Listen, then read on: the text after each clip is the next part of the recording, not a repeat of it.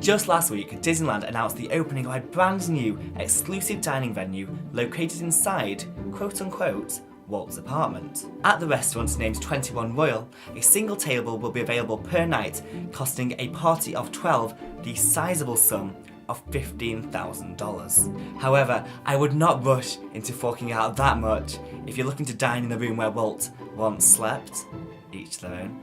In reality, Walt never got the chance to stay in that area of the park.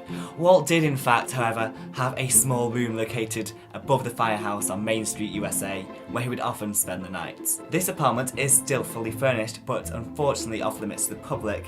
An identical replica, however, has been erected at the Walt Disney Family Museum in San Francisco. But what about this new restaurant? Well, during the first major expansion to Disneyland, Walt conceived the land of New Orleans Square in a small underdeveloped area previously called Holidayland, nestled between Adventureland and Frontierland.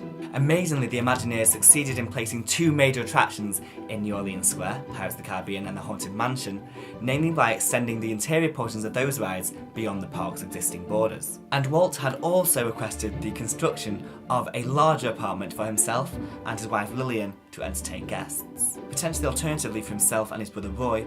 The encyclopedia gives some conflicting accounts. Although the rest of New Orleans Square was open to the public in July of 1966, the apartment constructed above Pirates still needed a few more months, and the finishing touches were unfortunately halted by Walt's death in December of that year.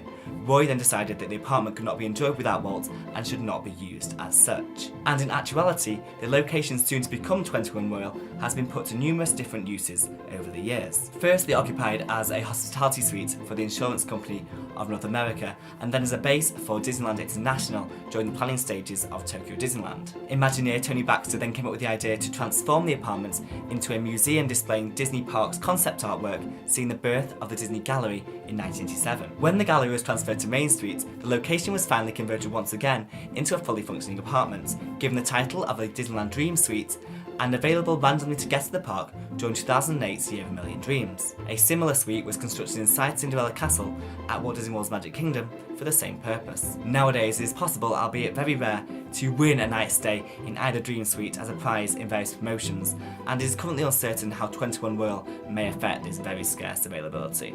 So did Walt live at Disneyland? I guess yes and no.